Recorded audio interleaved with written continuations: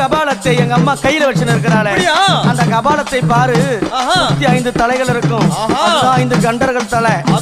கரை முடித்து அதுல அக்னி ஏத்தி எங்க அம்மா அந்த கபாலத்தை கையில காட்டி ஆடி வரா வீதியில.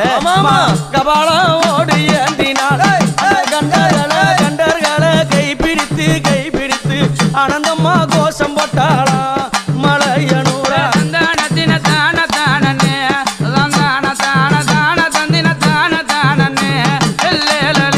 சத்தபினம் வாய் கடித்தாளா அந்த சுடலையில நடலையில சுத்த பிணத்தை பிணம் புடுங்கிய பித்து வெறி கூடி சுடலையில தான் சிரித்தாளா மலையனூரா.